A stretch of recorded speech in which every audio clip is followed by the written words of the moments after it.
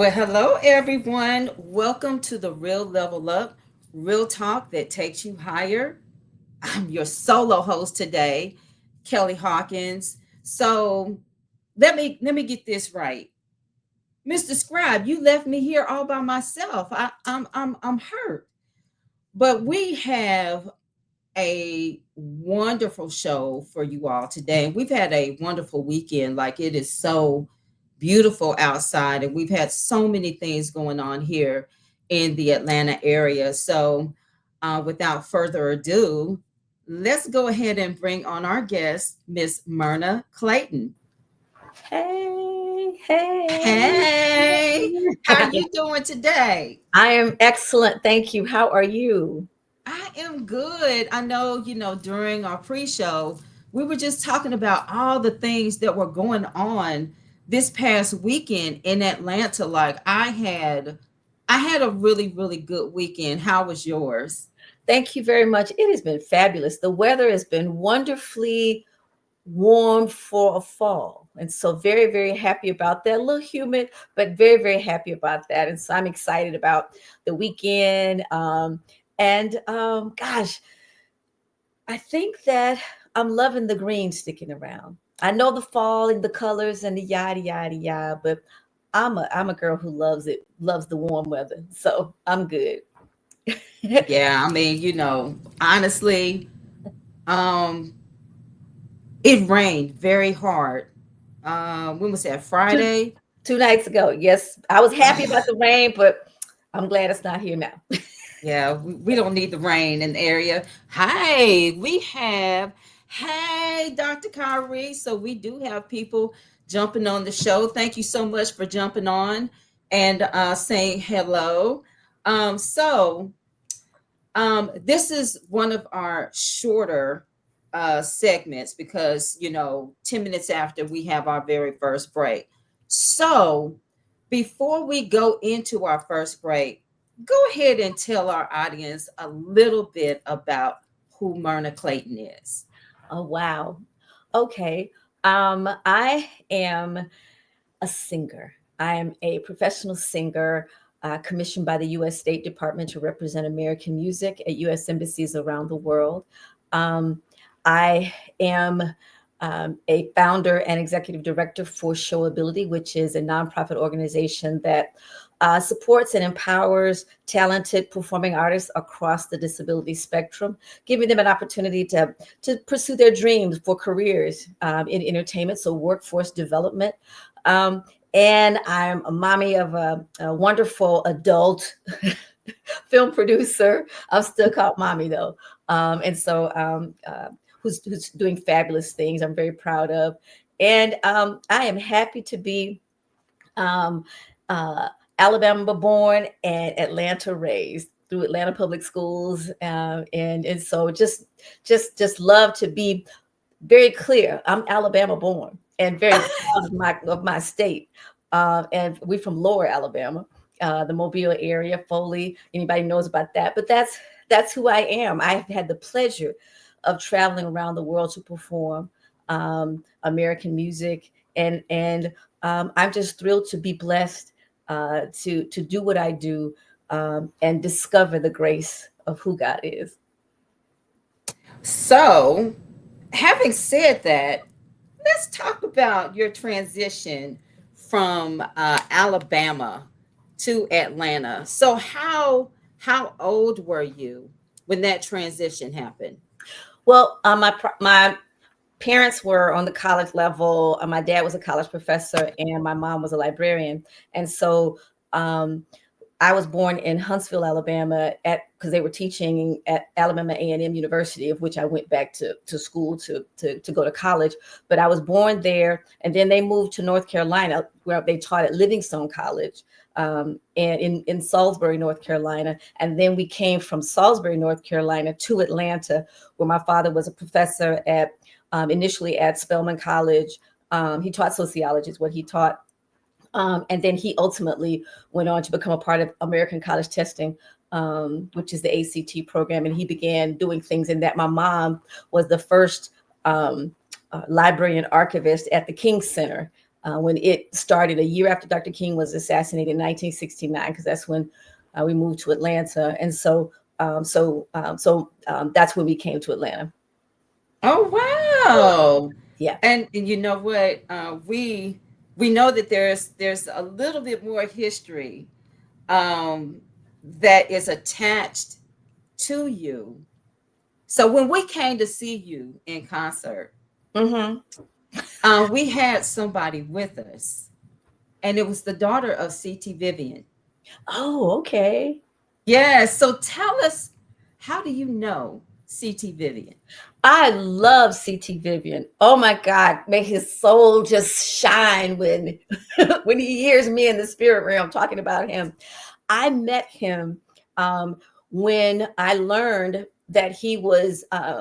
I met him when I'll just finish the story. I met him when I learned that he was the sergeant at arms for the civil rights movement, and I was desiring to understand who were the entertainers who really helped to fund the civil rights movement.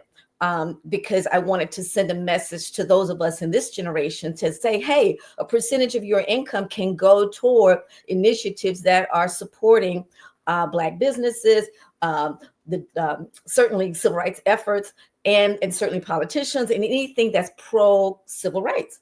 And so he invited me to his home, and I have this funny, wonderful story because his wife was there, and he says, Myrna, I knew that that my wife and I were destined to be together. He said, because her name spells my name. And I said, what? He says, oh yeah, her name is OCT, because her name is Octavia. And he would say, oh, CT. And oh my gosh, I loved him from that moment on, because he gave me the scoop on who actually gave Mahalia Jackson, this gentleman, I can't remember his name, he was a blind gospel singer. These people actually poured in, also Sammy Davis Jr., as well as Harry Belafonte, of course, but a lot of the people that we don't necessarily know were actually sending money toward the civil rights movement that were entertainers. Like I said, Sammy Davis Jr. And so, because I'm a firm believer that performing artists, but especially performing artists, are always on the front line of social change. We're out there experiencing it firsthand. And so they're there and they're saying, hey, we don't want to perform in front of segregated audiences. And once their career got to a certain level, they said, and we're not going to. And so CT Vivian, I love CT Vivian. Reverend CT Vivian. Yes. So you know what, Level Up Nation, we got just a little snippet about who our guest is today. We have about a couple of minutes before we hit our first break. So let me go ahead and take over Mr. Scribe's part and go ahead and say the verse for the day. So I picked a verse from Proverbs 31:25. She is clothed with strength and dignity, and she laughs without fear of the future. So let's go ahead and take our first break. But when we come back, we are going to have us a good time with Myrna Clayton. And I want to say again, thank you everyone for jumping in. I hope that you enjoy the show, and we will be right back.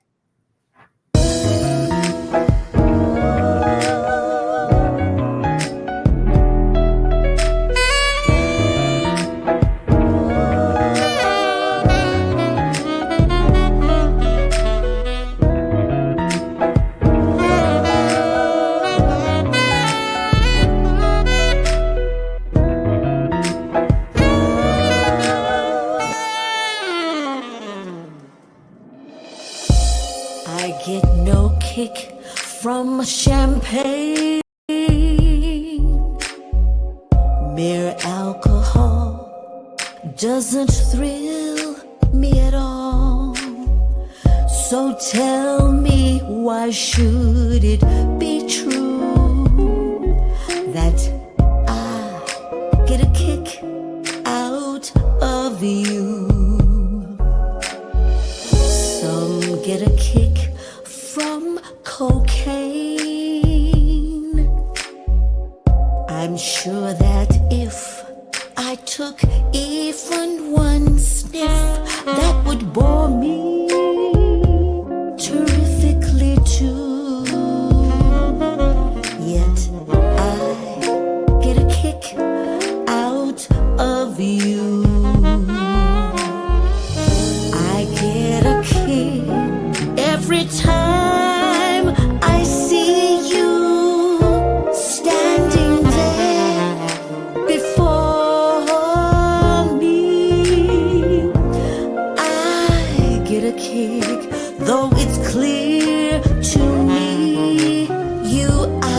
obviously don't adore me. I get no kick in a plane, flying too high with some guy in the sky is my idea of nothing to do. Yet I get a kick out of you.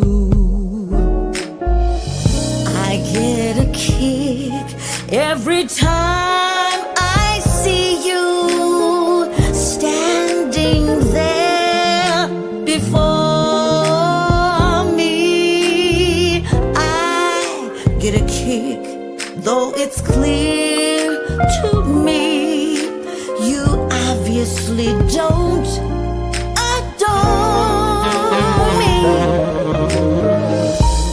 I get no kick in a plane, flying too high with some guy in the sky is my idea of nothing to do. Yet I get a kick out of you. I get a kick out of you.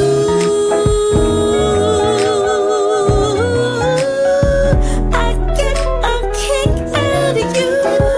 Only you, yeah, yeah. I get a kick out of you.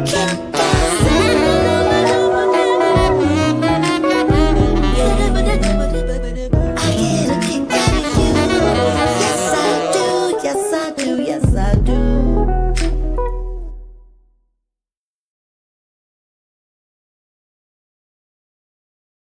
Hi, I'm Pat Nash, and I want to speak to you a little bit about dreams, about hope, about maybe giving up or wondering why you haven't moved forward. Someone asked me, how did you get here to be a relationship coach?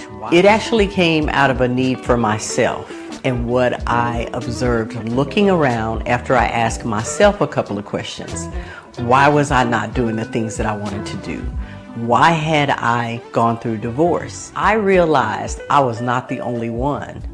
You see, there's a lot of us who stopped hoping, who stopped dreaming, who stopped chasing our dreams or going after our dreams because we don't have to chase anything. When we look internally and figure out what it is that's holding us back, the sky's the limit, and you don't have to chase anything. You attract it.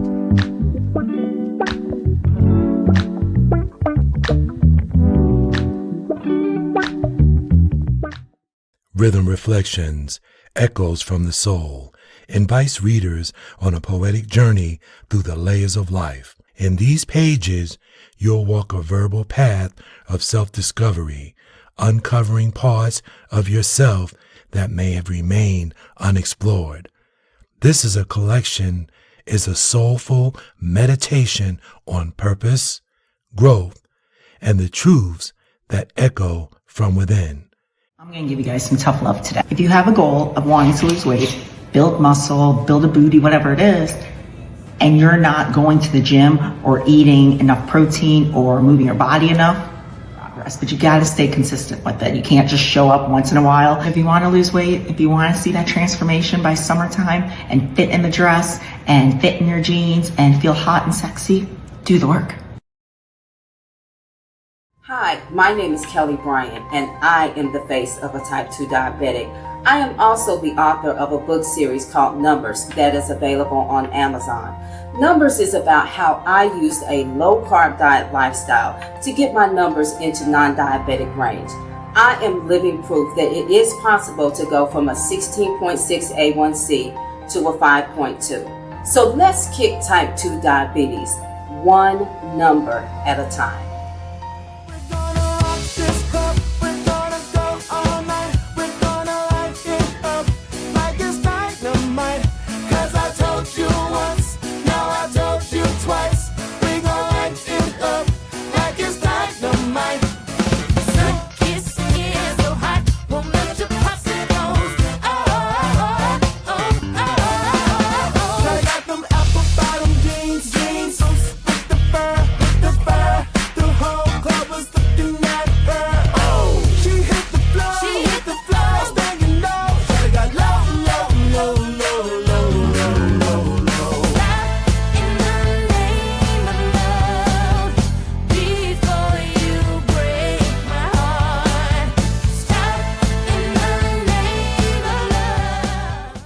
Hey, this is Kimberly Howell with Angel Rings Music Presents.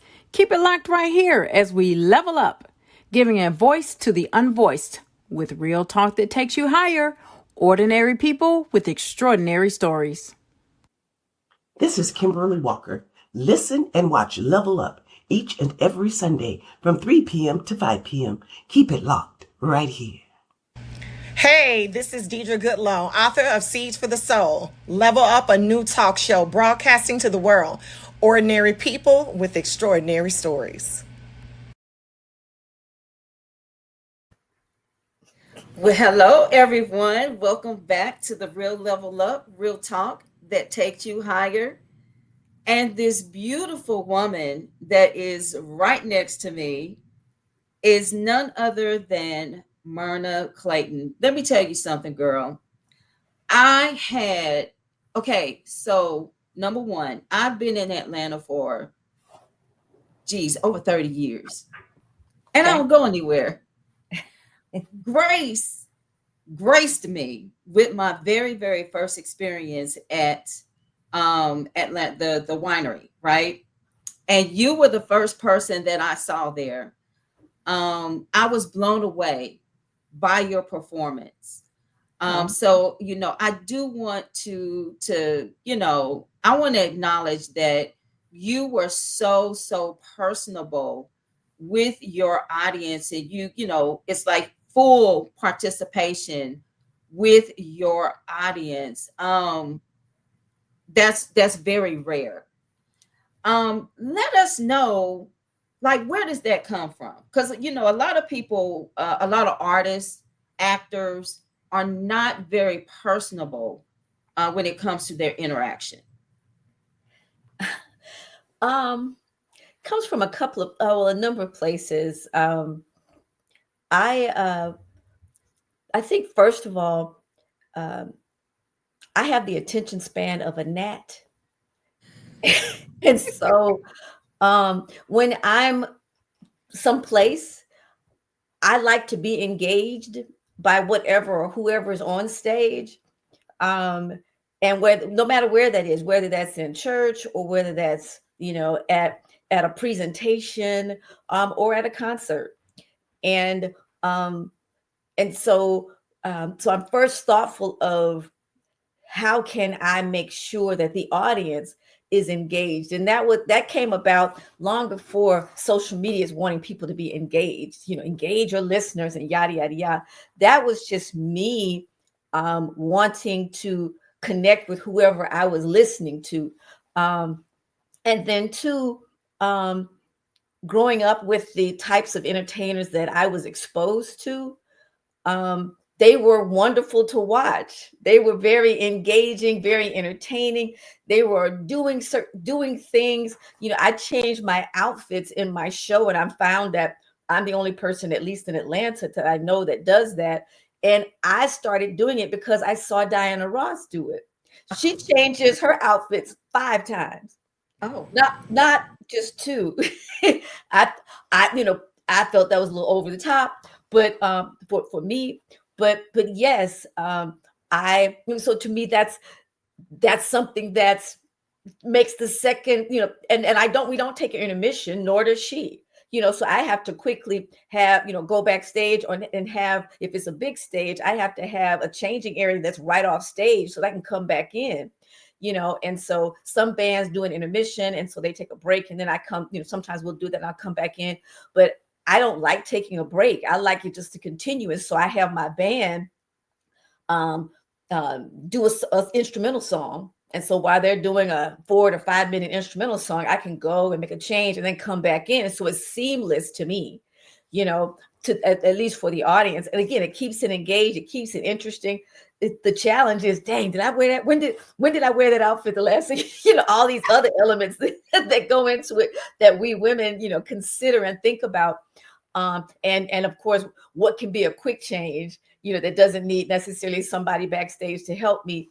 And so, but those for sure are elements, but also, I've my very first tour abroad was with a gospel group, and the leader of the group required all of us to go and greet the audience after each performance.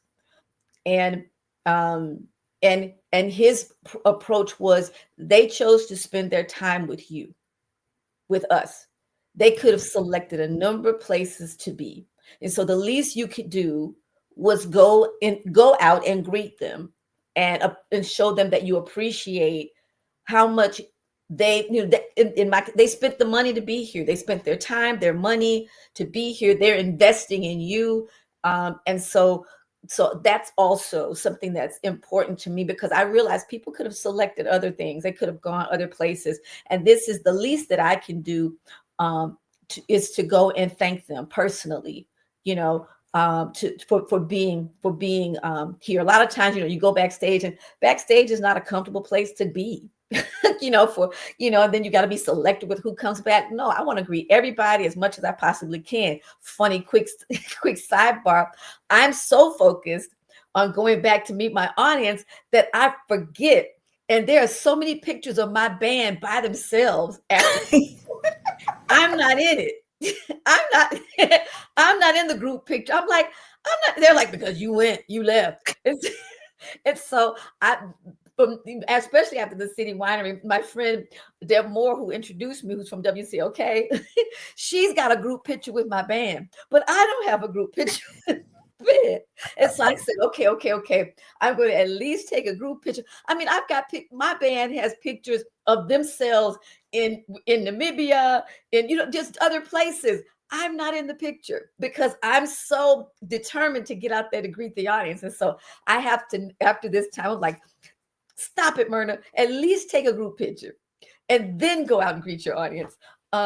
So that's just something that's important to me, to connect with the audience. Something else that I do, because people love to have happy birthday. And I love celebrating birthdays. And I don't like the traditional song. And not like the traditional song. It's been around for over 100 years. And so can we do something different? And then certainly Mr. Stevie Wonder's song, And so I just kind of make up my own to some blues riff. And it just makes it very personal. And it's unique and different for every person, as well as every time we do it. It's different. It's because I like different. Like I said, I have an attention span of a gnat. So I have to just kind of entertain myself while I'm there.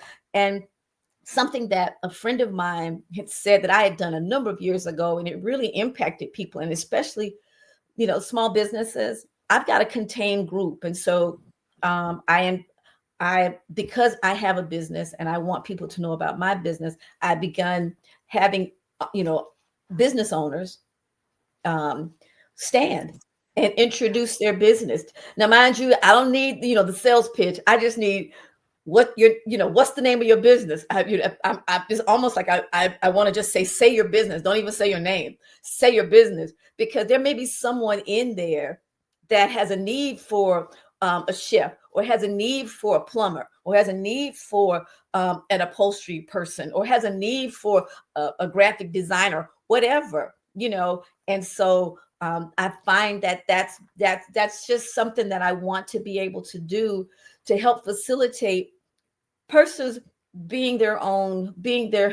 having some coins come into their pocket, and I can facilitate that. If we're here, why not? Yeah, because I remember that you had, members of the audience stand up, and some of the businesses were quite unique, that, they came out and said that they had. So I was like, wow, again, you don't get that, and I love the entire ambiance of the room. It was just, again, it was just such a phenomenal experience watching you perform. And I think the people at City Winery, the staff was like kind of perplexed that you took it upon yourself to greet everybody who was leaving. Yeah, that they didn't appreciate me blocking people from leaving. Oh my gosh. That was we funny. loved it. That, and it wasn't like there was a show right after. I mean, immediately after. And so yeah, I think that they were perplexed. And so not a problem. We just took it on outside. What, it's like that's fine too. So it's I realize I now realize, because a lot of times I don't get a chance to go to other shows. And so I don't really know what other people are doing or are not doing. And so when I'm doing these things, I don't know that it's unusual, and so I just know that it brings me joy, to do it. And so I want they just, hey, if it's my show, then I get to do what I want to do at my show. It's my Well, show. we have several comments. And so why didn't Angie not know that you were from Alabama? I have no idea why Angie does not know I'm from Alabama. I've said it before, but hey, or at least I guess I have. But oh no, proud Alabama girl, proud Alabama girl. So Alabama. we have Dr. Kyrie is also in the comments, and she's like amazing history. And she loved the OCT. Oh yeah, she said I love it. Now we played "Kick Out of You." I get a We kick out played of it. that going into the break. Yeah. Let us know what inspired that song. Um, it's a reimagined version of Ella Fitzgerald's "I Get a Kick Out of You." She recorded a number of times, but it was inspired by her 1954 version that was recorded in Berlin. And the inspiration behind it is I really want to do an homage to Ella Fitzgerald. She's considered the lady of song, the first lady of song. And when I was in Paris a couple of years ago, I saw that they were having an homage to Thelonious Monk, or an homage to Duke Ellington, or an homage. And I thought that was really cool because for me,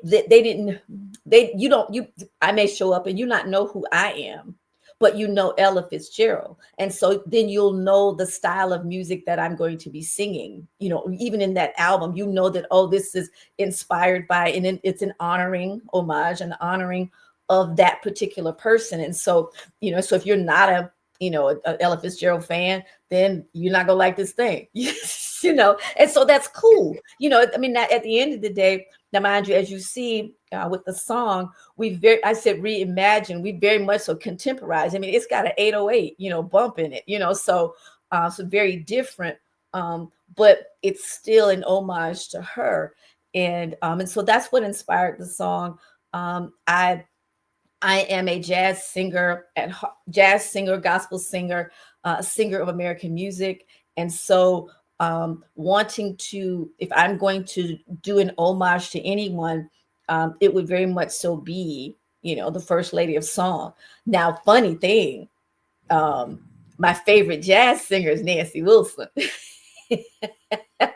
But if I'm going to do an homage, I'm going to do an homage to Miss Ella, and then I haven't yet figured out kind of how I'm going to do Miss Nancy. And so she's my absolute favorite jazz singer. My favorite singer of all times was Minnie Riperton. And so how does that come together? That comes together within me, and then I look to emulate. If I'm looking for a song to just kind of get a feel for how it is, my mentor is either Natalie Cole, because she takes she's just a wonderful jazz singer who's a soul singer. I mean, what she does with things, and then Rochelle Farrell. So those ladies are my go-to, just kind of to see where they are vocally, just to kind of then create where I go. And then my most contemporary one, you didn't ask me this question, but my favorite contemporary singer is Letticy. Oh yeah. Oh, I love her. She is so versatile. Yes. She is Yes. so versatile. And I love that she got a Grammy, for the Nina Simone. I suspect she'll probably get a Grammy for doing Dinah Washington. And so, which is her current project. And so I just think that she's so versatile. I think most singers are versatile. It's just the record labels that try to put you in a box. And so therefore, me as an independent artist, I don't have to worry about that because I'm kind of all over the place. But not all over the place. I sing American music, and so that gives me the liberty to do that and stuff. And so yeah. But that's the skinny on me. So let me ask you a question, because you just mentioned something that I think that it's kind of important to focus on next. You mentioned that you are an indie artist. What are the challenges, and then what are the rewards for that? The number one challenge that I find for an indie artist is financial support. We are having to front finance, everything, whether that be our music, the production of the music, when I say production, the musicians that are playing in the studio time. Then after that comes, if you're going to have a project and you're going to release it, not counting CDs or albums or anything, because if you did, then you had to front that money too. And then fronting, the outfits, nobody's paying for those outfits but me, and the makeup and all of that, is very, it is, and I don't have a full crew. I don't have a crew, I have my booking agent that supports me, when necessary. I have my virtual assistant, but I don't have an entourage yet Yes. to support me. So I'm grateful for my friends that accompany me, and so it's like from a financial standpoint, it's a challenge. The rewards are, I'm not in a box, and there's not someone who has funded me and telling me what I have to do, because of their mission or their agenda, and so record labels are wonderful.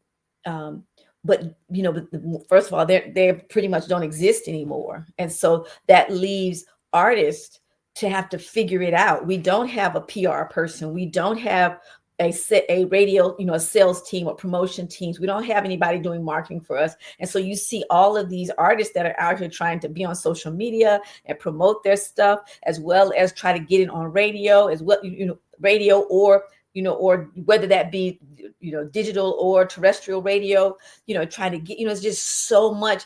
And thankfully, in my case, I have an MBA, so I have business experience and business knowledge.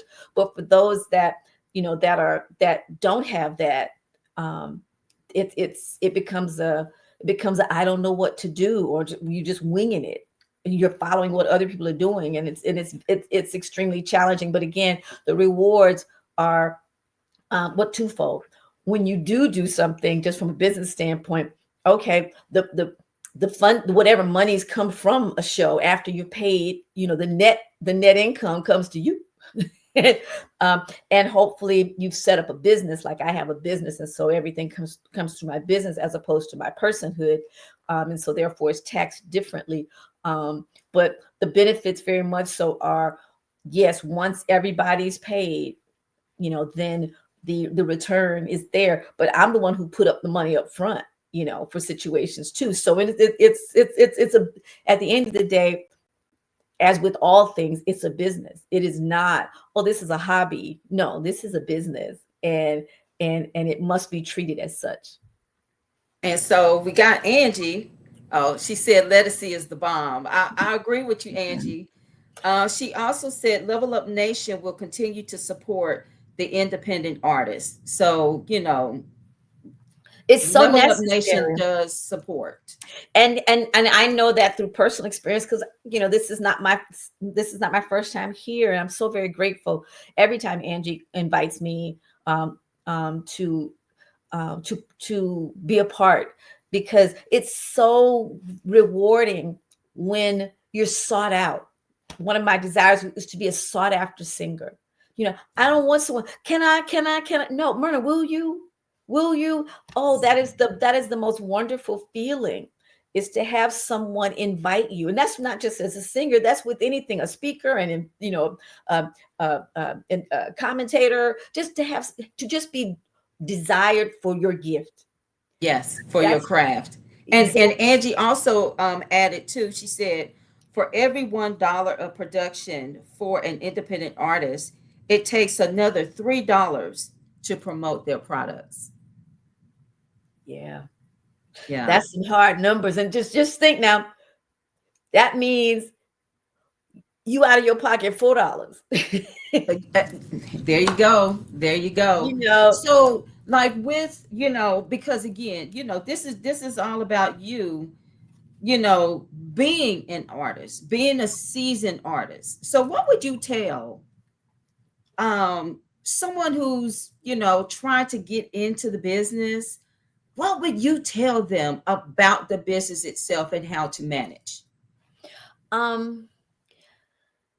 going to take a few minutes to. Yeah, and I see that we're about to go to break. Yes, so can we answer on the return? Yes, we can answer that question on the other side of the break, because we're having a extremely good, honest conversation here. So we're going to go ahead and go to our next break. But when we come back, we're going to talk about how the dollars make sense. We'll be right back.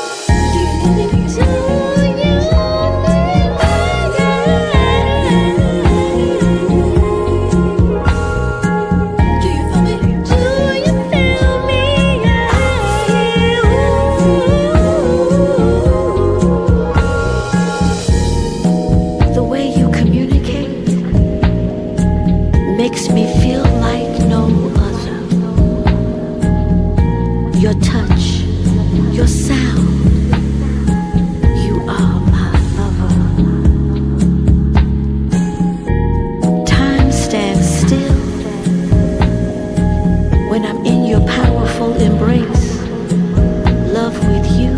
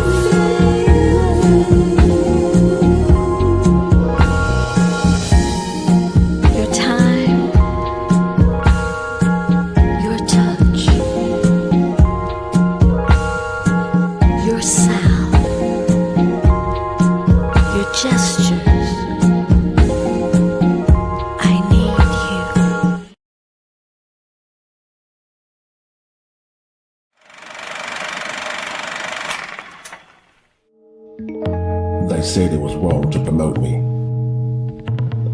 that I wasn't ready, that I would fail. Those who have betrayed me must pay.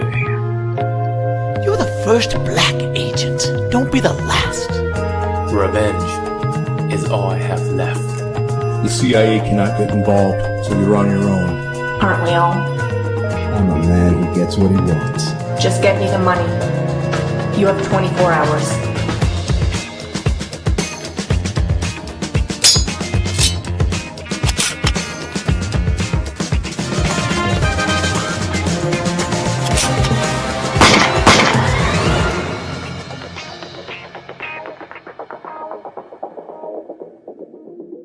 Hello, business owners. This is your fit photographer, Andre Gerard, coming at you with my 2025 campaign. The goal is to promote and empower her enterprise. Yes, the goal is to elevate women of color in business. On March the 1st, we are set to launch this new campaign, and it doesn't matter what your business is. Please contact us at www.andregerardphotography.com to book your consultation. Let's make this an amazing year. Follow me on all social media at Andre Gerard, your fit photographer. Soy Udanis y te invito a escuchar cada domingo de 3 a 6 de la tarde Level Up, sube el nivel, gente corriente con historias extraordinarias. No te lo pierdas. Hi, this is Terry Cummings, 18-year veteran of the NBA. Keep it locked right here as we level up, giving a voice to the unvoiced with real talk that takes you higher. Ordinary people with extraordinary stories. Hey y'all, this is Candace Stevens, State of Georgia real estate broker and founder of Day After Foundation Incorporated, where we are transforming the transplant experience. You are vibing with my people, Angie from the B and Mr. Scribe. So level up each and every Sunday from 3 to 5 p.m. Ordinary people with extraordinary stories.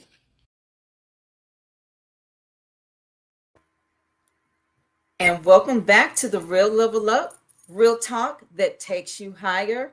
I am your sit-in host, Kelli Hawkins, sitting here with the lovely Myrna Clayton. Now, girl, let me tell you something. The song that we just played going into the break, you had at least 2 people saying, hey, how can I purchase her music? So how can we purchase your music? Thank you. It's available on Spotify, all the streaming platforms, Spotify, what is that? Apple Music, all of that. As a matter of fact, it's funny. This year is the first time in a long time that I've released new music. And so I Need You is an original song written by me and produced by my producer, Avery Johnson. And so it was, I never wanted to, I stopped because of the expense of it all. People aren't buying music, and so if they are, it's, the very little money comes to the artist. And so because of that, I wasn't releasing any new music. Because even with that, the expense of a CD or all of that, people just weren't buying it to the tune of what I had to, put out. And so I refused. I just did cover tunes, because that's what people enjoyed. But this year I said, I understand now that new music is marketing for people to come to my shows. And because I desire to perform at international festivals, and you need to have new music for those international festivals, and I want to elevate and level up my career, it's the need for new music. And so yeah, that's how I started with that. And the inspiration for that particular song was the rumba. The dance, those dancers, and to see the couples with so much love, and that's, all of that rumba music. And so that was the inspiration, because when I heard the intro, and then the music, the bass underneath it, I just kept watching, and I was all about love and sensuality. and we need that in relationships today. And even the video, it was intentional to have it be multicultural in nature, because love happens all over the world. And so I didn't want it to be, one centered on me. I need you to get the message. You don't need to see me singing live. You don't need to see me at all, which is why at the very end, you see my image, because I'm not the one that's important here. You're important. And I need for you to feel, and express in that, in that expression of love. So yeah. So to fully come back to answer the question again, it's available on all streaming platforms.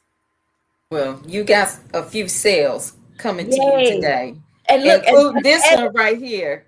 And add it to your playlist. That's the yes. That's the thing. Honestly, yeah.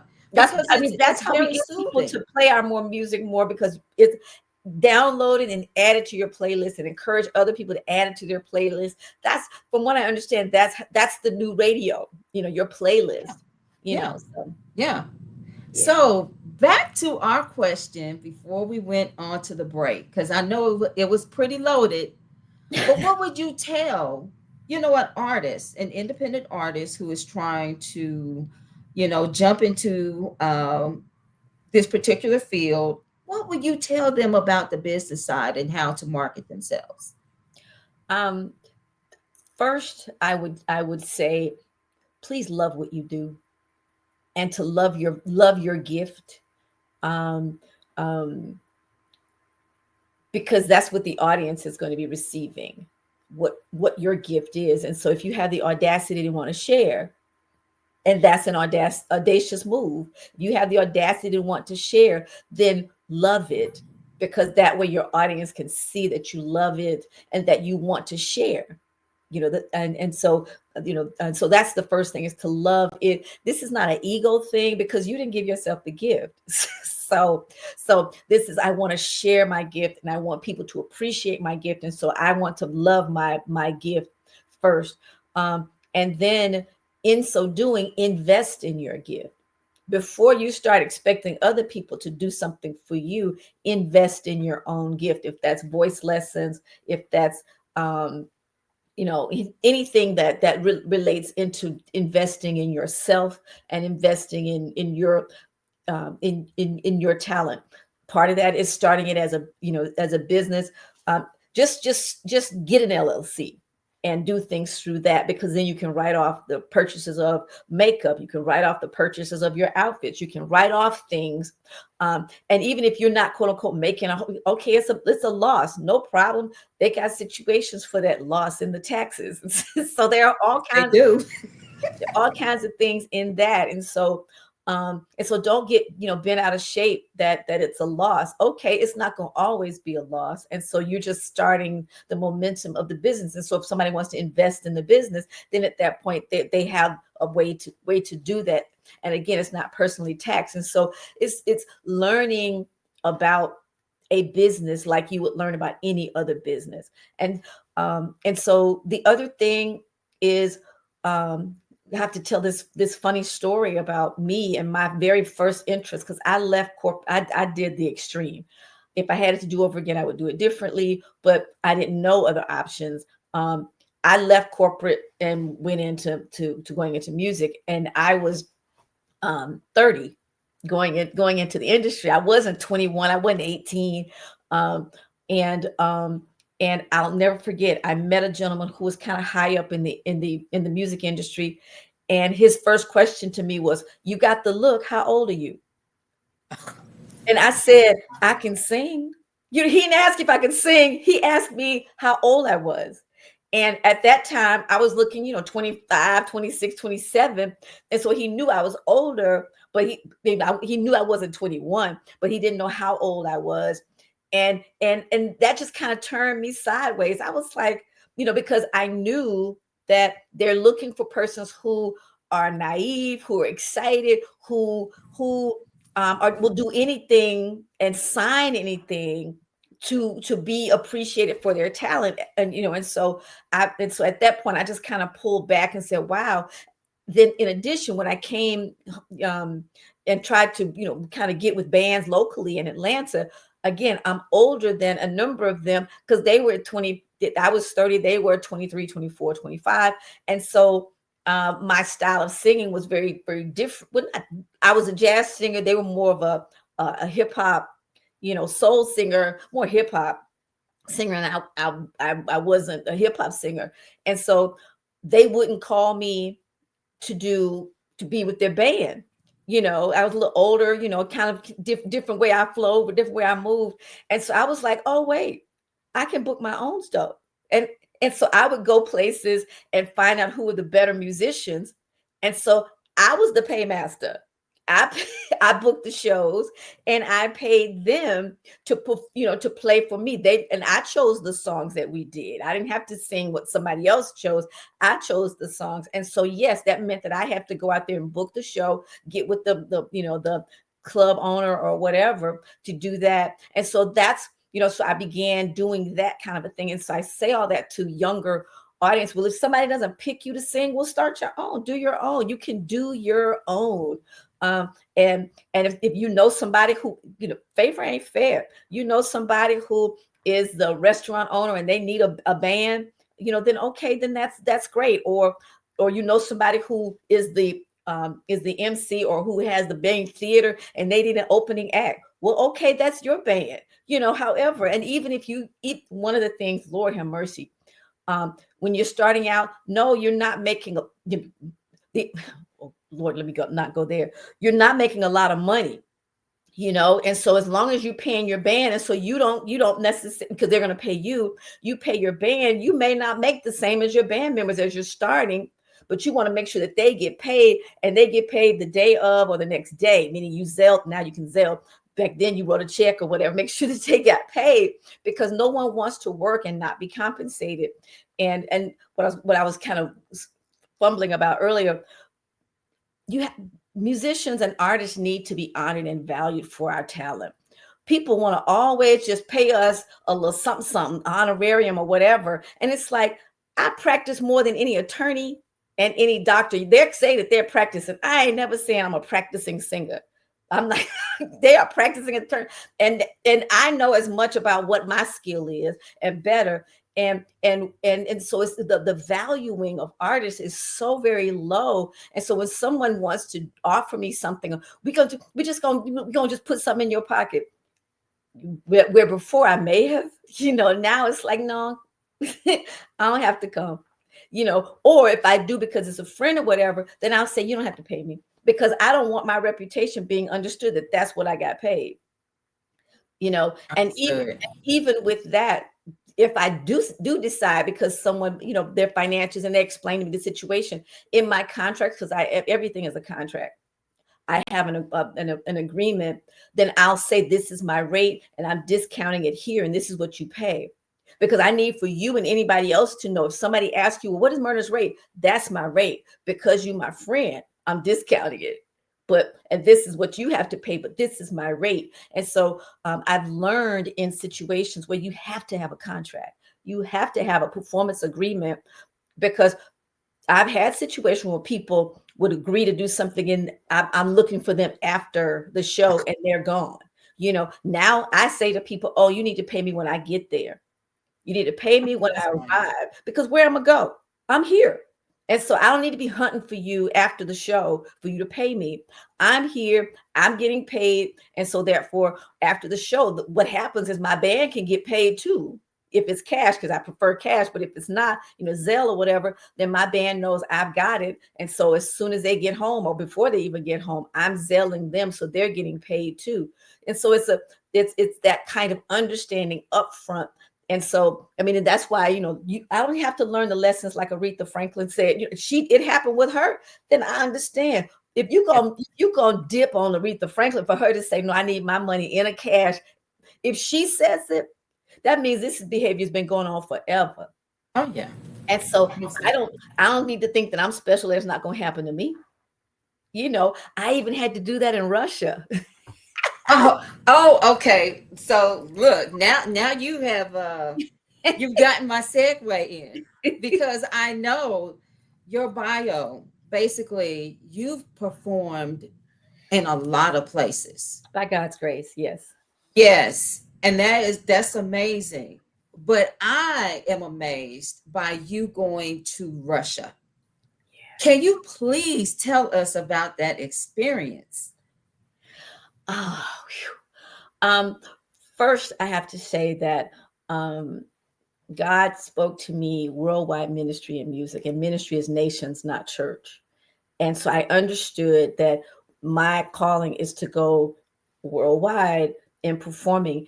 And I began asking singers if they know people that book internationally. And no one that I knew any persons who booked singers internationally, at least not that I knew. I'm sure that it was either that or they didn't want to tell me. I'm clear on that too. It's just like, okay, whatever. And so I decided to leave Atlanta because it wasn't here. So I decided to leave Atlanta, and I was manifesting. I was affirming and all of these wonderful things about, okay, I'm performing internationally. And so I was headed to New York. And I didn't know anybody in New York. And so my play sister, who lives in DC, suggested that I come stay with her. She said, "You got a place to stay and food to eat. You good?" And I was like, "Oh, that's all I need. I'm good." Because I had saved up a little bit, again, because it's my money, saved up a little bit, but not a lot. And so while I was there in DC, I had already let people know here that I was interested in traveling, to perform. And so I got a call from one of my friends saying that her uncle had talked to someone, and this person was looking for someone to perform a show in Russia. And so I was like, oh, wow. Huh. Now, mind you, I read the book, The Dream Giver, and I recommend that book for anyone. And not to go into too much of that, but at the end of the day, it speaks about being uncomfortable. And when you're uncomfortable, yes, you're going to be uncomfortable because you've never been there before, but lean into that because God is saying, I'm taking you to a new place. And so it's okay. As long as you're following me and I'm saying, do this, then it's going to be uncomfortable because you've not been there before. So anyway, I said, okay, we're just going for one show in Russia. Okay. I don't speak another language. Know that I do not speak any other language. Unfortunately, I would love to be able to speak other languages. And so when I spoke to the guy, he says, "Oh, no. I need for you to perform in 7 different cities." And I was like, "Oh, okay." And so at that point, I was like, okay, because I'm hearing, my spirit say, "Go, go, go." And so I said, okay. And so not knowing anything other than I'm going to Russia to sing, and I'm thinking Moscow, and I have no concept of how big Russia. You can fit, I want to say, 5 United States into Russia. Okay, it's just huge. And so I get there, and it's, first of all, let me say the receptivity of the people was wonderful. I went there as an entertainer, and so I don't know as a civilian, a regular person. I don't know how that would be, but myself as a singer, as an entertainer, everywhere I went, I was received, and it was wonderful. The thing that I learned, and this is no matter where I've been in the world, people care about their family, their jobs, and enjoyment of life. Other than that, they're like, hey, we good. We're good. I say that it's the politicians that mess stuff up. People want to get along. They want to enjoy themselves. And if you want to enjoy the way they enjoy, then everybody's happy. But it's the politicians that kind of try to. And so my thing is, can't we get along? Can't we? And so one of the first things that I began singing, "What a Wonderful World." And in Russia, not thinking anything of it, but one of the U.S. Consul General, when I was in one of the Russian cities, and she came to me in tears, and she says, "What you've done in 5 minutes is more than what we've been able to do in a month," because I introduced the song this way. I said, we're more alike than we're different. When I smile, it looks like your smile. When I frown, it looks like your frown. When you cut me, I bleed red, just like you. So can we have peace? Can we get along? And then I would sing the song, "What a Wonderful World." And for me, it was important to say, when you cut me, I bleed red. You know, that was my thing, you know, because we all are human beings. Let's not act like somebody's different. We're all human beings.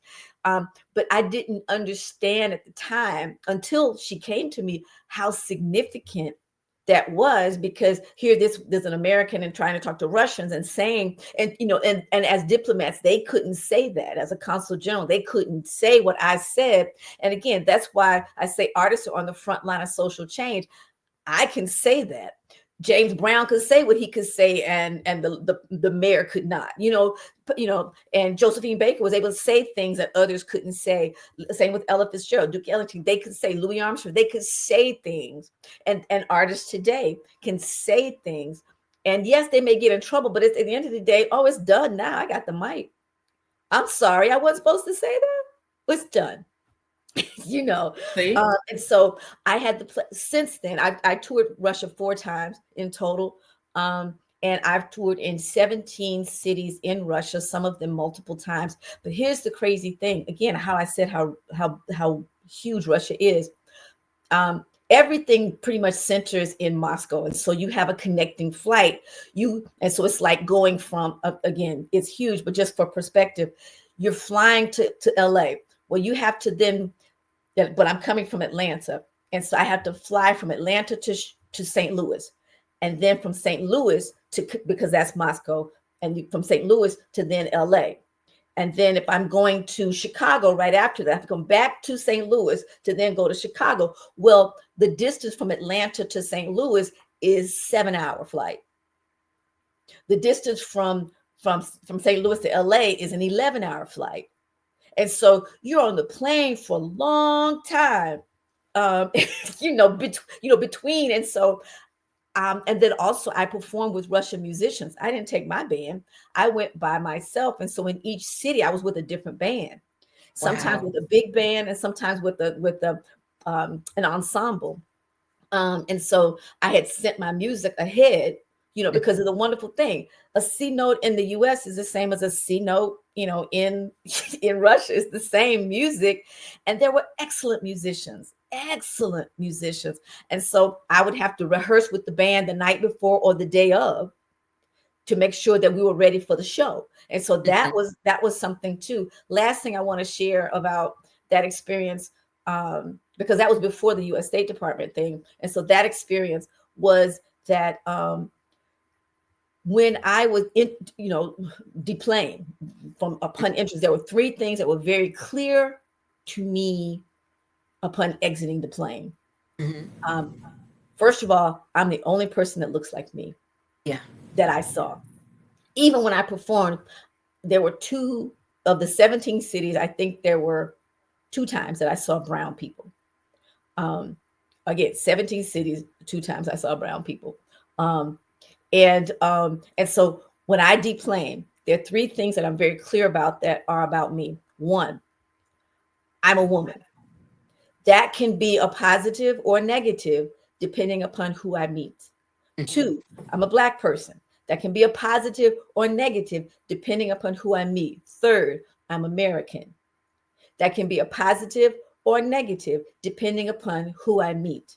And so I'm getting off the plane and they know me. I don't know them. They've got pictures of me. I don't have pictures of them. And so they're coming and they don't, most of the time they did not have a little sign that said, Myrna Clayton. They just came there with flowers and they're like, Myrna. I'm like, all I have is a name. Are you so-and-so and so-and-so? And they're like, yes, because they were prepared for me. I didn't know them. And so I'm like, whoa, because who am I going to call if I'm in a situation? So it was wonderful. And I could go on and on and on about the experiences in Russia and how each time my rider changed because I learned lessons of what not to do. But I mentioned Russia before because I was in Siberia. In one of the shows was in Siberia, the town called Novosibirsk, and yes, Novosibirsk, which is in Siberia, and beautiful. I was there in the winter time. Okay. So it was snow.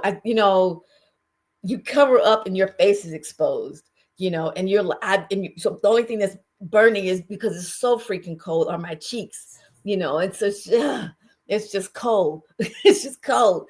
It's like, I don't like cold. And, I don't care how many clothes you put on, you're still cold and your face is cold. Anyway, neither here nor there. That's how people feel about heat. I get it. But anyway, I'm there, and my agent that I had gone through had not had all the money sent to him in the very beginning.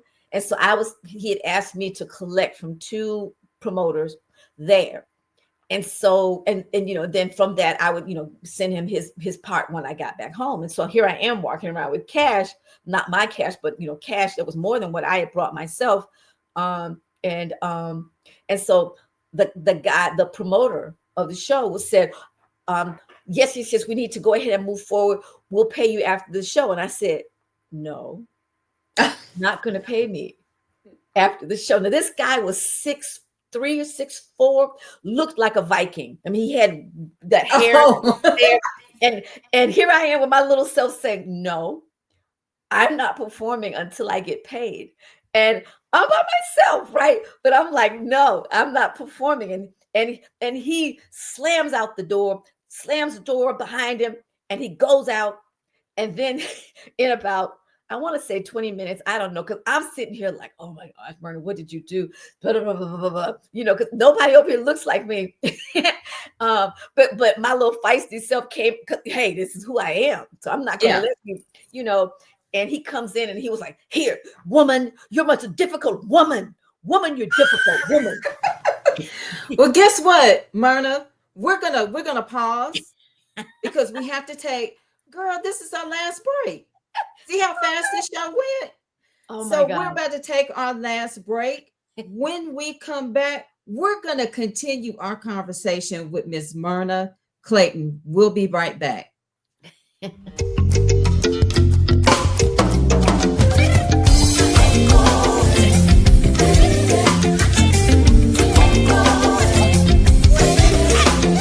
Ochikeche tweta, o musika hana mibia, satu kwerengeja, haro velaya na sigo kwa Amerika. O tuli buleni nawa. O tuli buleni nawa. We are onto something, sharing a world together, smiling, dancing, playing. Let's make it last forever.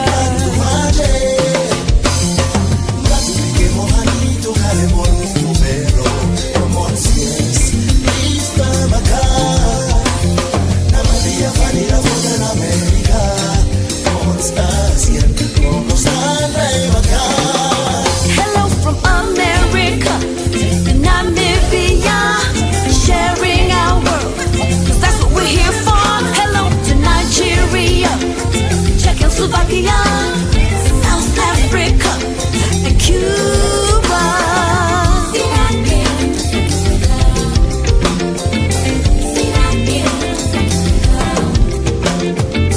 Ngamani tause, pribani tause, ngamani tause. Oh, walolo, walolo, walolo.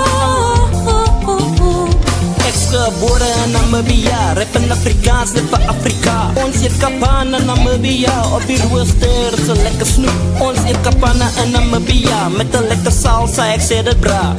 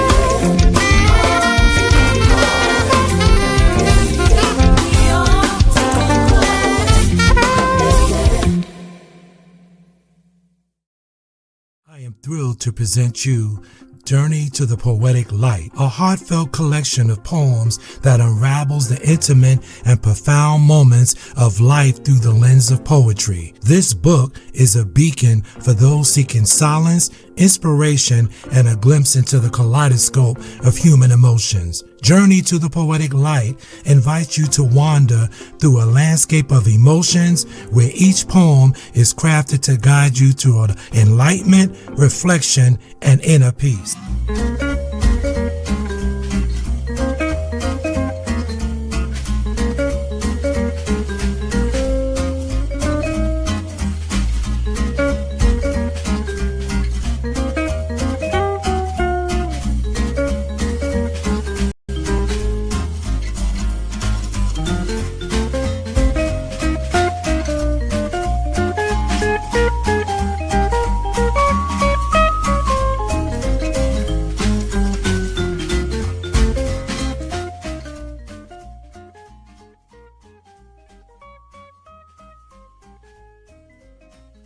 Stop letting food be the center of your universe. Stop letting it control you. Stop making it the center of your world.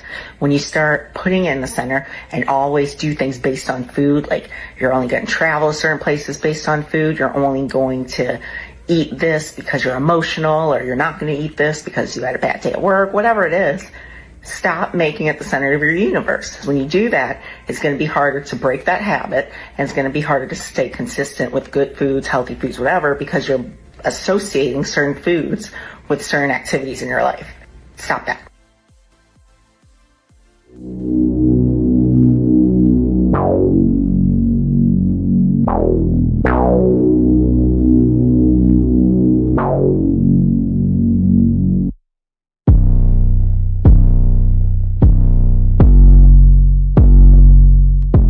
All my people at the barbecues, backyard parties. It's your boy Tony D on the radio. You know what time it is. Let's go.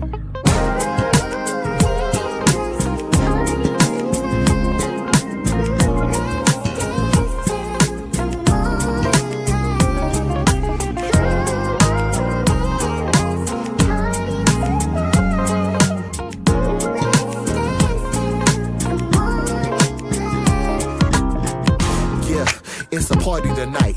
Vibing with my people, bring the party to life. Hello, everyone. This is Pat Nash of Pat Nash Talks, where we have the conversations that create real relationships. I'm here every single Sunday, 8 p.m. Central Time, 9 p.m. Eastern, and you can find us right here on Level Up Nation. See you then.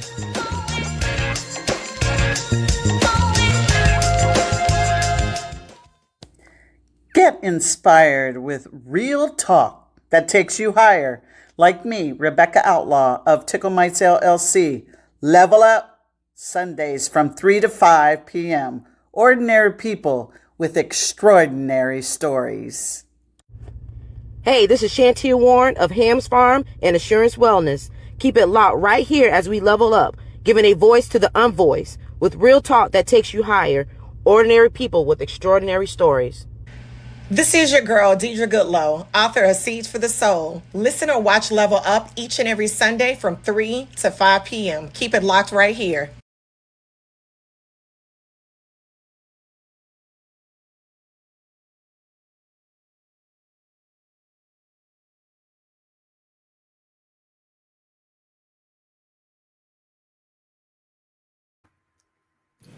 And welcome back to the Real Level Up, Real Talk that takes you higher. I am your sit-in host, Kelli Hawkins. And before we jump back into our conversation, I do have a few things to acknowledge. First of all, we did have a few comments come in from Angie from the Bee. And so basically, when we were talking about the business side, she was saying, please love what you do so that you can survive the good times and the bad times. She also says, thank you, Myrna, for laying out the business of music. And then she said, you go, Myrna, you became the employer. Very important. And so she also said, wow, that's what an entertainer does to music. Myrna, you know how to tell the story and bring people together. Very important, because honestly and truly, we all like the same, it doesn't matter whether you're American, Russian, Asian, because I think we talked about this on the pre-show yesterday, how it doesn't matter what country you're in, they're still like the same styles. You mentioned even the same music notes. Things are kind of like the same, but they're just um, a different language. So we were talking about, I guess there was like a kind of like a language barrier going on when you were in Russia. So just go ahead and continue, because I'm still fascinated by the whole Russia thing, because I've never been, and so it's very unusual to hear about people who look like you and I going to Russia. So go ahead, Myrna, you have the stage. Thank you. In Russia, um, again, the people are genuinely kind.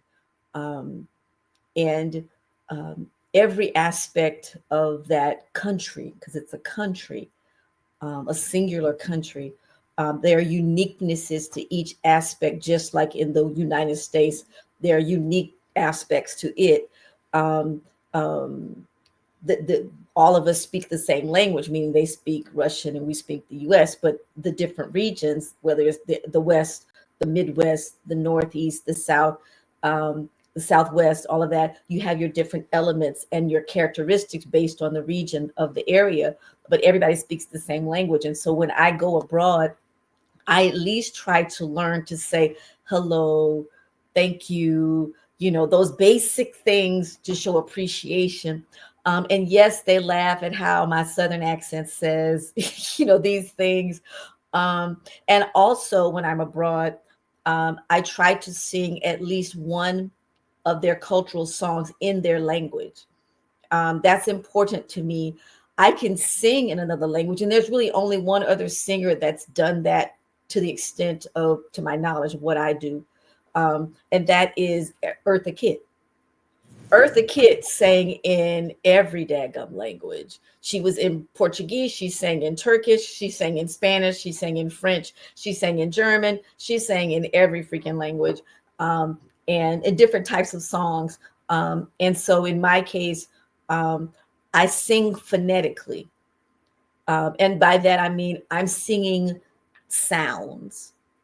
I'm not necessarily singing words, because I don't know what words I'm saying. Because if you make a different sound, it could be a different word.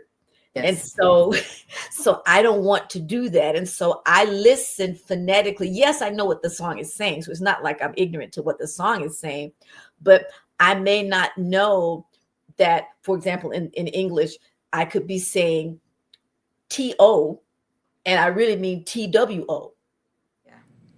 And so just as the nuances are like that, or I could be saying fox, and I mean not the animal, but some little foxy lady or something, because that's what the song is about. And so those nuances in other languages may be pronounced differently, or all kinds of things. And so I'm singing sounds, and I have to really pay attention to the sound nuances, again, because it could be a different word.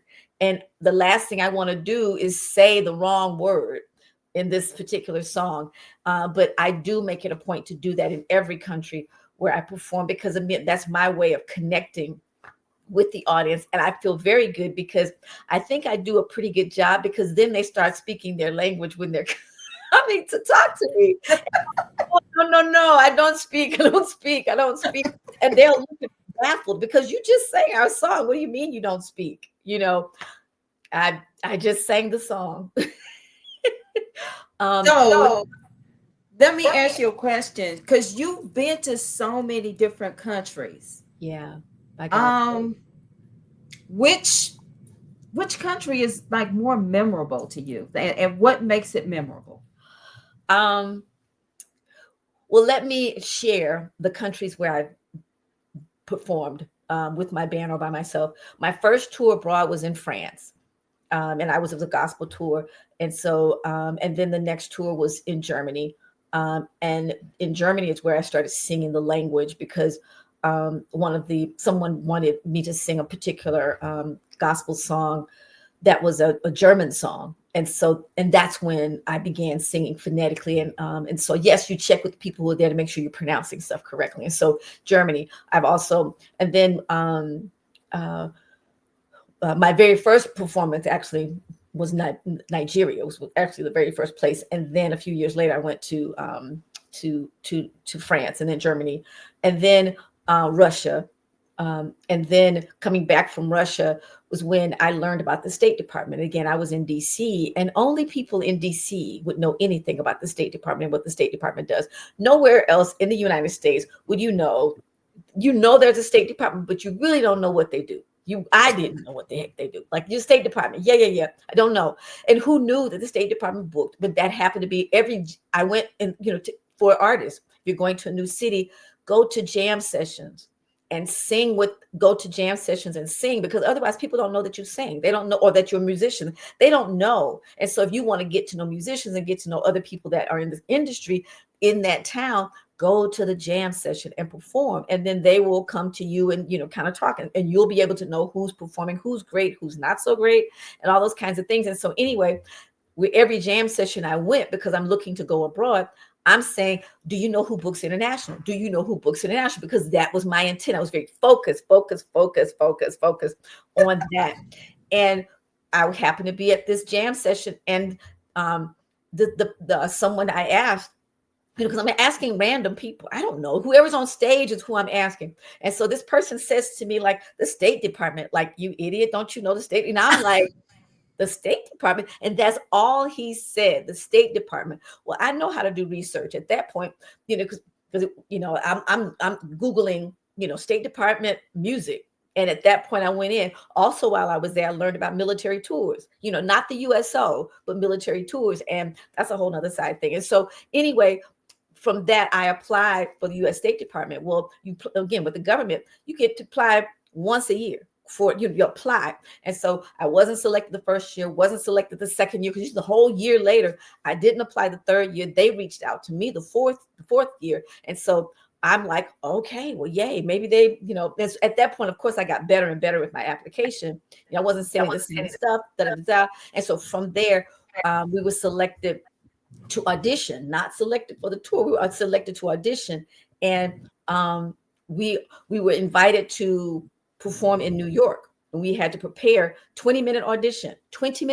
They flew me and my band to New York, 20-minute audition. After that audition, we left and came back to Atlanta. It wasn't no hanging out in New York. And so anyway, from that, we went to Lithuania. We were selected one of 10 bands. And so out of 400 applicants, we were selected one of 10 bands to represent American music at U.S. embassies. And so in this case, our first tour was a month, 4 weeks, and we performed in the Baltics, which is where all this craziness is happening right now. And so Lithuania, Latvia, Estonia, Belarus, and Moldova. And so those 5 countries is where we performed in May 2018. We auditioned in 2017, 2018. Those 5 countries. Since then, we performed also in Namibia, which is where that song was recorded, and then also Guatemala. Haven't been back since the pandemic, only because we in coming back from Guatemala, literally the day before we got back from Guatemala is when they shut the country down. And so, of course, the State Department knows that. And so everything was timed when we came back. We were supposed to stay a couple of days longer. We got sent back earlier. So did that. So that's Guatemala. I've also performed in Ghana, West Africa, and Costa Rica, Switzerland, and I'm trying to remember this other one. I can't remember. I said France already. So France. And so those are the places I've had the blessed privilege to sing and perform and am ready to do it over and over and over and over and over and over again. I enjoy connecting with audiences of different cultures, and so yeah, those are the countries. And each country, Wow. I'm gonna sing their language again, singing their language. The hardest country was Namibia because they do a click sound. They do it. Oh, They do it. There's yeah that there's a clicking thing, and so in the language, and so that was the hardest. It was the hardest one to do. wow. I couldn't sing and click. So look, okay. So let's see. What was your best food experience? Ooh, Lord. Um,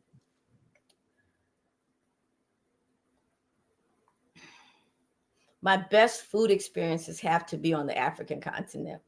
All Wow. three were different. Namibia, my guys are still talking about Namibia because the meat, I don't eat meat, but the meat was fresh. It wasn't preservatives. There was fresh meat. Whether and they even the jerky tastes, just fresh meat and the seasoning and everything. So the best food experience, especially for them if you're meat eaters, is Namibia. Um, when I was in Ghana, I didn't go with my band, so I was staying with a Ghanaian woman, and she and her chef prepared meals, and so that was phenomenal. In Nigeria, that was phenomenal, and then certainly when I said Nigeria, so Nigeria, Ghana, and Namibia, it's just the flavor, the seasonings, all of that was just wonderful, wonderful, wonderful. Because I like spicy, but in that case, it wasn't spicy. It was just seasoned. It had wonderful seasoning that just kind of came together. It was just wonderful. Um, um, and yes, I would try some of their cultural native things. Fufu, eat with your hands, yada yada yada. Yes, yes, yes, do all of that. But the way they perform, they like I said, I'm a vegetarian, but I do sometimes eat a little fish, something, and so the fresh fish, in Ghana. I'm right there at the water, hello, I'm going to try some of that. Even in Russia, I ate saltfish from Lake Baikal, and Lake Baikal is the deepest lake in the world. Apparently, you can see it from the satellite. That it's, I don't know, it's some multiple miles deep as a lake, and it's not a man-made lake. It's I guess a crater sometime back 1,000 years ago, but Lake Baikal, and so that was wonderful. The water was, I'm wanting to touch the water, and the water was freezing cold, but it was so deep it wasn't ice. You know what I mean? It was a lake and it was not ice, but it was cold as our get out, but it was so deep that it did not freeze. The top of it didn't freeze. And so just fabulous experiences, fabulous stories, not stories, experiences.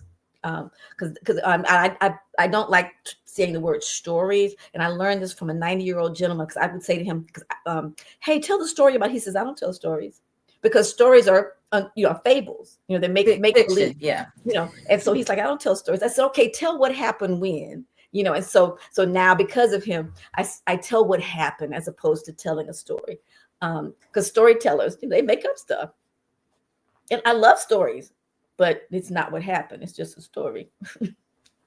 One thing that I noticed, all the songs that we played, they all sounded different. Like, you are such a versatile Thank you. artist. And again, you blew me away. I'm just not gonna lie. You blew me away. And my first a city winery experience, and seeing you perform, it's memorable. I'll go back just because of seeing you perform that day. And it was that day was like a slightly rainy day. I think it started out raining that day, and then the sun popped out. like when we were leaving the venue, the sun was out. So tell us why your music, like what's the secret? Why do you have so many different styles? And why is that important to you? That's a great question. I mean, all your questions are great. Thank you. I never know what the audience is experiencing, and my group is called the Myrna Clayton Experience because I want you to have an experience, and I want where we are to be a safe space, no matter what's happening outside. When you're in there with me, I'm wanting you to feel great. I'm wanting you to know that this is a spiritual experience because it's unique to us. Every audience is different. And so depending upon how you respond or how someone responds will determine how we on stage will respond. And so for me, we are filling up. We're going to pour as much as we can out into the audience so that audience can fill up and pour back into us. And we have a wonderful symbiotic relationship going on. And so that's what's so important to me. And so the songs, I'm prayerful about every show that I do. And I also have some extra songs just in case I feel like we need to shift. I don't like to shift, but if I need to shift a song because I'm sensing or feeling something, then we're going to do that. We're going to shift. Also, because I'm talking between songs and I'm hearing and listening to the response from the audience, that's a factor too. And so to me, the desire is for everyone to leave feeling refreshed so that they can take that energy, that positive energy out into the atmosphere and then share it with those people that they interact with. And so that's important to me. I also am in the process of kind of developing a one-woman show. And so I'm thoughtful of the songs and the meanings of the songs. Like who knew that you will I intentionally added I apologize. This was my first time doing I apologize in my set. And I did that because I remember when I first started singing in Atlanta, I sang in Underground Atlanta for tips. And every time I sang, I apologize, men came. Men came to the stage. They stopped to listen. Underground. I'm always. That's how I kind of learn what songs to do because I'm drawing. Because I would get tips based on. So I'm learning what songs to perform. But I apologize every time men would come, and men would say, "Women don't apologize. Women never apologize. Women don't apologize." And so, so I wanted for the men in the audience to hear a woman apologize. And I don't know if you heard at that show, but one guy said, "Thank you." I didn't hear that, but I was into the song because again, I was blown away. I had such a great experience. We did have some people jump into the comments, jump on the show. We want to recognize Pat Nash. We also want to recognize Mary Goolsby. Welcome to the show. I also wanted to, before we continue, I wanted to, thank Angie for allowing me to sit in her chair. This is some big responsibilities to fill. But she was, she's always been a rock and a great supporter. And so I want to take this time to thank her for trusting me to fill in for her until she's able to come back. So having said that, we have a little connection. So when I posted your photos and videos on social media, my friend Tasha was like, "Kelli, she used to go to Shaw Temple." So we have a little connection. You used to go to the church that I still belong to actively, but I just haven't been since the pandemic because all of the virtual sessions that we have had to have, and now I work from home. So tell us tell us about, I guess, did your experience with singing gospel music train your voice to basically sing jazz based music? Thank you. And I figure if you can sing gospel, you can sing darn near anything. Um, um, and at Shaw Temple, which is where I grew up, Shaw Temple used to be located in Atlanta on Hightower, which is now Hamilton Homes Drive. And so that's the church where I grew up. My father was one of the ministers on the ministry team. Um, and so I sang in the Sunbeam Choir with the children, and then I sang in the W.A. Potter Choir, which was the youth choir. And you couldn't join the youth choir until you were 13 because you were a teenager at that point. Otherwise, you were in the children's choir. And then only until you graduated from high school or whatever, were you in the gospel choir. So there were these unwritten rules that had to be clear on. And so I did all of that. Ultimately joined the gospel choir when I came back from college. But and so having all of that music, and then the one interesting thing about Shaw Temple, first of all, Shaw Temple is an AME Zion church, and there are a number of Methodist Episcopal churches that are Black churches, whether it be AME Zion, AME, CME, and these churches were all formed out of the Methodist Church, which ultimately became the United Methodist Church. But they formed because the Black ministers were not allowed to lead worship and minister, and so they left and formed their own churches. And it just so happens that AME started in Philadelphia. That their leader Richard Allen started in Philadelphia. Well, this is in the 1700s, right? 17, the late 17, early 1800s. And so there was no internet, there was no communication. So you didn't know what folks were doing necessarily. That minister Richard Allen said, "I'm leaving." And in New York, which is where the AME Zion Church started, it was James Varick, and he did the same thing. He was like, "We leaving," and so we left. And the CMEs did the same thing. And so in different times, and so they and so that's how the churches then formed separately, in their own right. And so anyway, having grown up as AME Zion, and my father, my grandparents were AME Zion in Alabama, and so. One thing that was unique about Shaw Temple was our choir director. His name is James Cochran, who's still doing fabulous things. Yes, we did hymns always, but our gospel music was not like quartet gospel music. Our gospel music was Andre Crouch, was the Hawkins family. It was contemporary gospel. And so I didn't even grow up even knowing what quartet music was. And so we were singing contemporary gospel in the youth choir.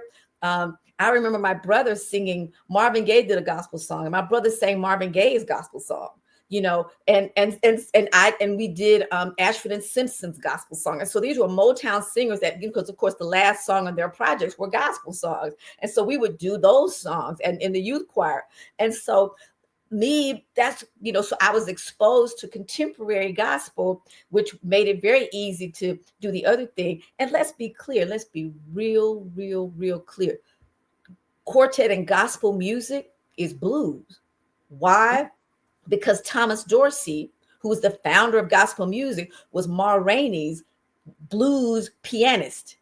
And he accepted the Lord. And so he decided he was no longer going to do that music, but that music was what he knew. And so that's the start of gospel music. And so I used to laugh when people would say, "Well, you singing secular music?" I say, "Excuse me, the gospel music started from a secular musician. Get over yourself." But that's just people not knowing history and not knowing and understanding where music starts. And so anyway, because it was hymns and it was, yes, it was spirituals and all of that, which is wonderful. And if we've got time, I can tell you a little story about the spirituals internationally. But anyway, bottom line is, yes, that's where I got my exposure and my introduction. And then the last piece about the jazz part, my dad was a huge jazz fan. And so my dad, who played trumpet, he would play trumpet sometimes in his office. And I knew that he was going through some things if he was pulling out that trumpet. And I used to, in my own mind, think he must be going someplace heavenly, like almost like Gabriel, because he would just start playing, And so to me, jazz and gospel and spirituality go together, because it was something that was so very special in our household with my father, because he would pull out that horn and he would just go someplace. And so for me, it all works together.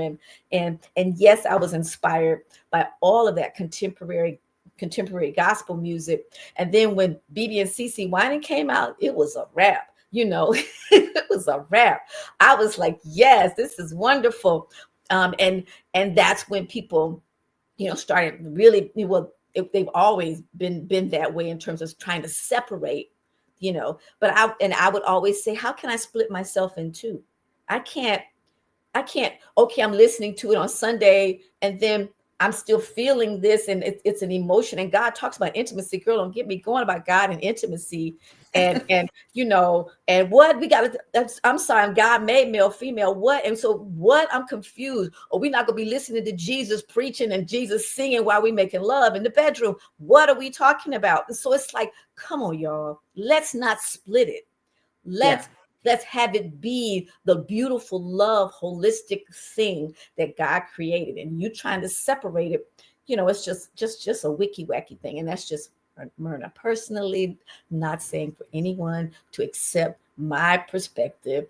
I'm just saying that's me. Well, I mean, the thing about it is we all are entitled to how we feel about certain things. So, I mean, you know where your foundation came from. And honestly, that's all that matters. You have built a brand based on an amazing talent. We have here we go. We have to have Myrna back to give us music history. Yes. Yes, we definitely do. Because you know what? A lot of times people turn their nose up at things when they don't understand it. When they don't know the background and the history of things, it's easy for people to take a one-sided opinion. So that's it exactly. And if I've got time to tell this about spirituals, we got 3 minutes, so come on. Okay, good. When I had gone to France and I saw all these French people loving gospel spirituals, I was like, I'm confused. Why do they even know spirituals? Spirituals is an Black American thing. Africans didn't do spirituals. Americans did spirituals. So why do these people know spirituals? So I came back and did a deep dive because I was confused. I was really confused, and discovered that Fisk Jubilee singers went abroad. Now, mind you, let's be clear. This was in the 1800s at the end of slavery, and they had been traveling in the U.S., but other schools and universities were trying to go to the same Europeans to get money and funding. And so some bright person said, go abroad. And so they went abroad, meaning they rowed a boat for a month and a half to get to Europe. And then they had to be there for a year because these 16, 17, 18-year-old students were there. They didn't have the flight to come back. They had to be there for that entire time. And so they were taught to sing classical music, right? But when they were in the spaces where they were by themselves, they would sing hymn, spirituals, because they were remembering and thinking home. And they called them cabin songs. They weren't called spirituals at the time, cabin songs. And so people would hear them and want them to sing that. They would be like, we know the classics. We hear that all the time. We want to hear that. That does something to us. And the students originally didn't want to do it because they were like, that's very personal to us. We're missing home with those songs. But they're like, we will pay for those. And so that's when the spirituals started getting out into Europe, because the people felt that. And even when I was in Germany, someone came to me saying, Gehänsehaut, Gehänsehaut, Gehänsehaut, meaning I've got goosebumps and I feel you singing. Well, classicals don't make you feel nothing. I mean, you feel a little bit, but not the spirit. You feeling stuff, but it's warm and it's nice, but you're not feeling the Holy Spirit. And for them, they may not know what you're saying, but they felt it. And so with the students, and so that's, the Fisk Jubilee singers I give credit for, because they were long before the Josephine Bakers going over there, long before the jazz. These were students, 16, 17, 18-year-olds over there singing spirituals, raising money for Fisk University. And so it's like, wow, our culture continues to, and I would argue that was the start of our cultural bomb, just burgeoning everywhere. And why still today others lean into Black culture, Black American culture, not diaspora culture, but Black American culture, because of the things that we've gone through in this particular country. And it's just fascinating. And so it's a wonderful, wonderful thing. So guess what? Our show has come to an end. I told you it went by so fast. It went by way too fast. So before we check out, please tell the audience, where can they reach you? Where can they reach out to you? Well, you know what? To learn most about me is to please visit my website. And that's myrnaclayton.com. And on there is listings of where I'm performing. And also, we didn't talk about, but I'm founder of a nonprofit called Showability, and we work with talented performing artists, and that's showability.org. And then I have a link tree that has all of the ways to reach me on social media. Again, all the platforms to get my music. And I'm very grateful for that. I'm grateful for my VA who does these things, because that is not my strength. And you just kind of lean where people are strongest. And so certainly, like I said, I'm on social media is where I'm going to always promote my performances and my shows. And so that's where they can find me. And they can send me messages on my website as well. So that, or, DM me or whatever in the Myrna Clayton Experience on, the social media piece. And so, yeah, I'm available, and I am very much so available for bookings. And so if persons want to book me for shows, I am very much so, especially internationally, or we do birthdays, we do celebrations, whether that's me singing to tracks or me singing with my band. Now, of course, prefer singing with my band. But sometimes people can't afford that. And so we do a few things. I don't do a full show with tracks. I do like 3 or 4 songs because we don't do that. But nonetheless, hey, I'm an independent artist. And so as a result, I am very much so available for bookings anytime, anywhere. Have Suitcase will travel, whether that's, can I also say my favorite venue? And if anybody knows who books at the Appel Room at Jazz at Lincoln Center, that is my bucket list. I'm looking to perform there. I would love to perform at the Appel Room, in the Appel Room at Jazz at Lincoln Center. Y'all. Gotcha. So thank you so much for joining us today on the Real Level Up, Real Talk that takes you higher. Thank you so much, Myrna. You have been a blast. We look forward to seeing you back again. And so thank you, everybody, for joining us for the show today. We will be back next week. Take care. Thanks, Angie. Thanks, Grace. Woohoo!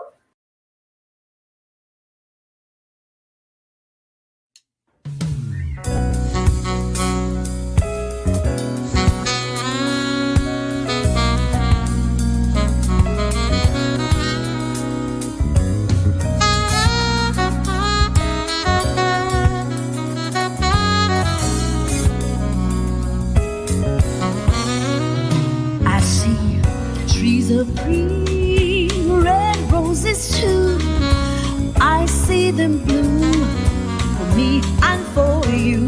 Then I think to myself, what a wonderful world. I see skies of blue, clouds of white, a bright blessed day, a dark sacred night. Then I think to myself, what a wonderful world. of the rainbow, they are so pretty in the sky. They are also on the faces of people passing by. I see friends shaking hands, saying, how do you do? They're really saying, I love you. I hear babies cry. I watch them grow. They'll know so much more than you and I will ever know. Then I think to myself, what a wonderful world. Come on, Ron.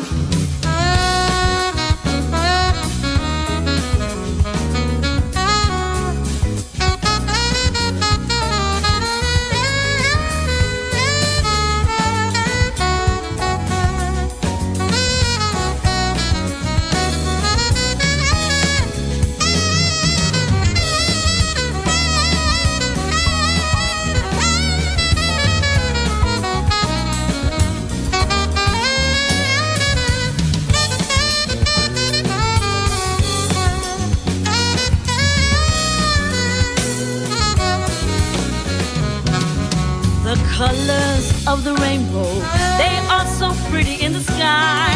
They are also on the faces of people passing by.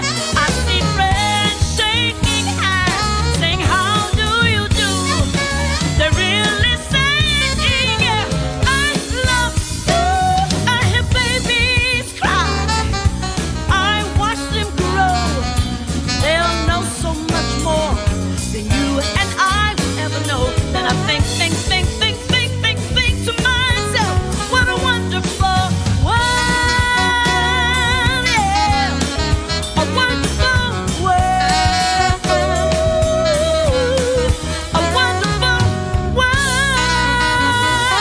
yeah.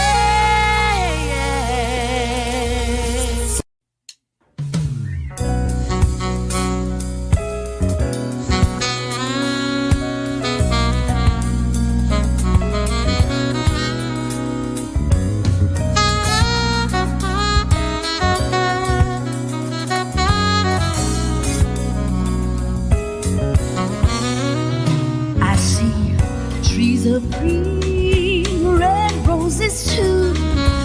I see them bloom for me and for you. Then I think to myself, what a wonderful world.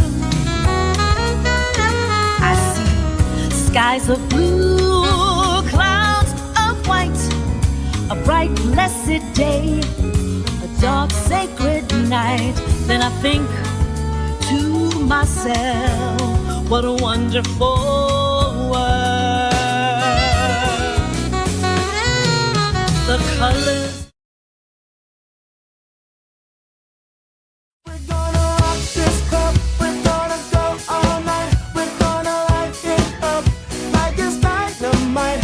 'Cause I told you once, now I told you twice. We gon' light it up like it's dynamite. Sun kiss is so hot, won't let you pass it nose. Oh, oh, oh, oh, oh, oh. I got them apple bottom jeans with the fur, The whole club was looking at her. Oh, she hit the floor, Next thing you know, she got low, low, low, low, low, low, low, low. In the name of love, before you break my heart. For all my people at the barbecues, backyard parties. It's your boy Tony D on the radio. You know what time it is. Let's go.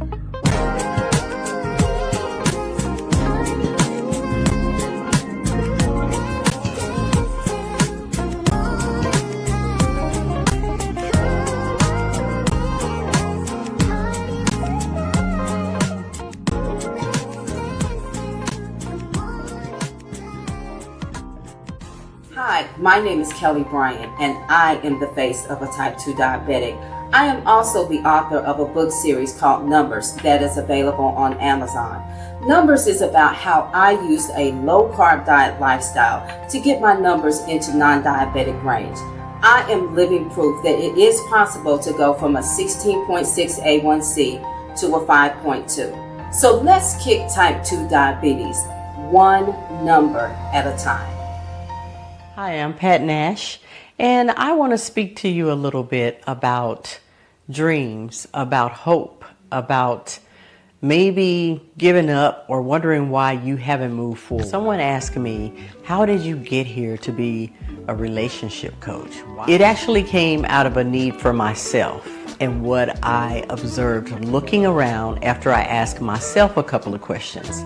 Why was I not doing the things that I wanted to do? Why had I gone through divorce? I realized I was not the only one.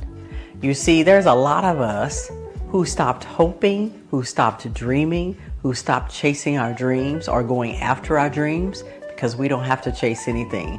When we look internally and figure out what it is that's holding us back, the sky's the limit, and you don't have to chase anything. You attract it.